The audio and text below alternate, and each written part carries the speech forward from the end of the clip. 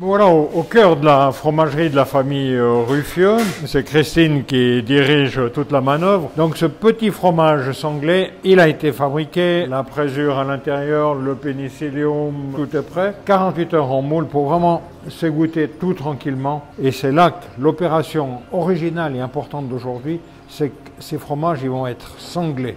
On va aller voir avec Simon cette opération de sanglage. Tu m'as expliqué que ça a été ébouillanté. C'est pour ramollir la sangle. Bien. Alors ça désinfecte et ça ramollit la sangle. Parce que la sangle, quand on va aller la chercher, eh ben, elle sera tendre. On va la mettre à sécher, donc elle sera très cassante. Grâce à l'humidité, elle va de nouveau être toute tendre. Alors il faut juste qu'elle refroidisse un peu. Ensuite, on va dérouler les fromages. Ah, ça sent le bois, hein. T'es à la Syrie hein, quand tu sens ça.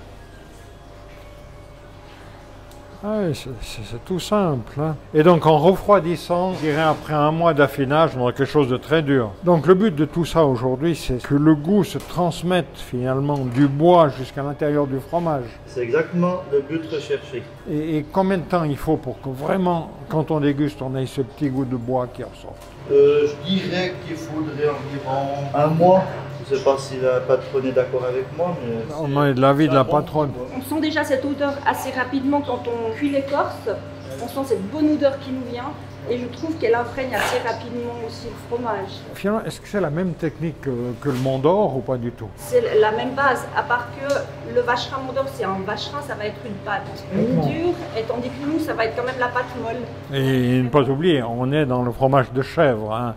Pas du tout, rien à voir avec le Mont d'Or. Voilà, ils sont rapidement préparés. Donc là, ils vont en chambre froide, ils vont en cave. Quel est l'idéal maintenant pour qu'ils... Maintenant, ils vont aller une dizaine de jours à la chambre d'affinage. Cette chambre d'affinage, il faut qu'il y ait entre 85 et 95% d'humidité, environ 14 degrés.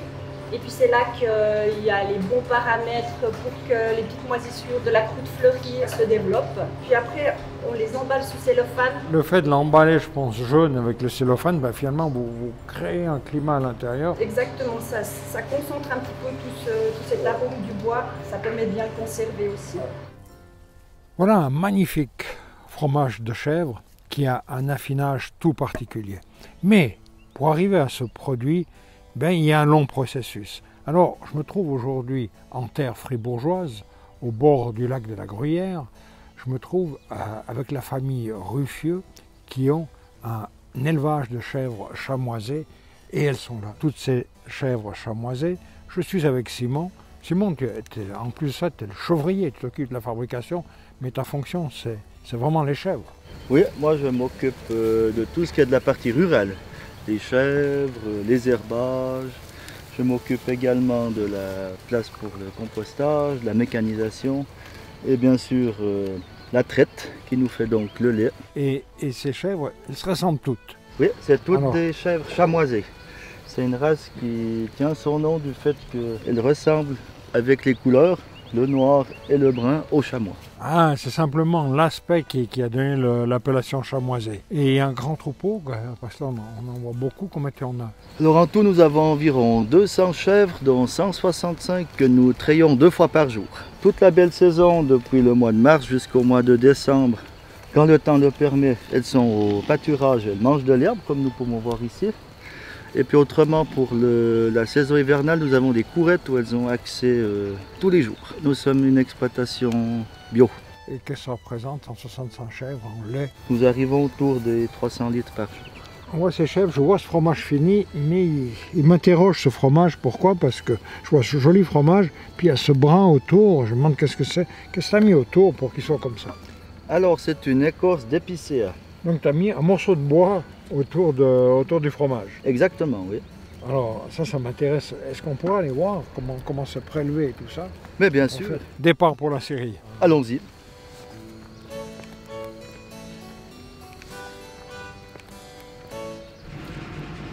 Alors voilà la Syrie avec Gérald. Comment faire maintenant pour tirer ces petites bandelettes pour entourer le fromage?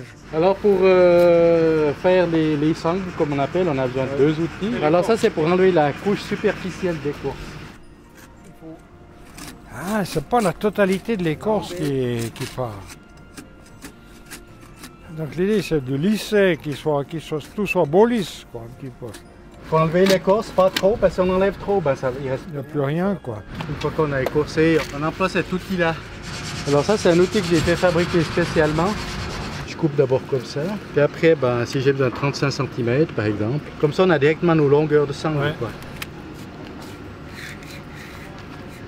Voilà. Là, ça donne une sangle. On arrive sur la... Naissance d'une sangle. Et ça vient facilement, il faut quand même un terrible coup de main. Essaye. Il faut que je vienne de l'autre côté, je suis pas à main. Ils vont se foutre de moi sinon. Mieux vous faire rire que pleurer. Ouais. Moi je suis petit-fils de menuisier, moi, ou de charpentier. Ah, celui-là il croche un peu. Il ne faudra pas filmer la deuxième. Hein. J'ai eu un coup de bol à la première. C'est magnifique. Bon, je te laisse là, je reviens ce soir. Ouais. Et puis on les met à plat comme ça. Puis chaque fois il y a une grille entre deux, puis comme ça elle sèche bien à plat.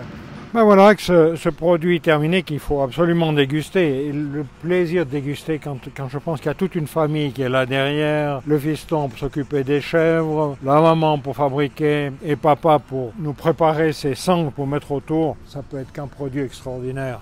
Alors on enlève la croûte, le bois, vous voyez, le fromage il part pas avec. Hein.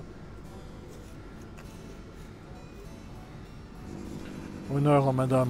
Merci, c'est gentil. Est-ce que le caméraman mérite ou pas? Alors je crois qu'il mérite bien. Il mérite.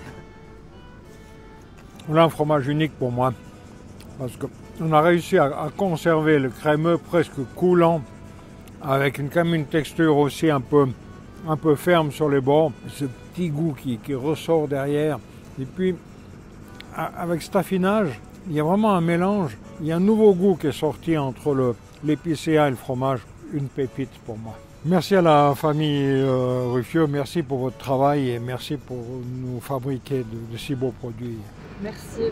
On peut juste encore pas oublier, c'est mon papa, parce que c'est grâce à lui qu'on est là, lui qui a fondé la ferme de la fin du chêne et ce magnifique élevage de chèvres. Et c'est lui qui m'avait fait découvrir vos produits magnifiques.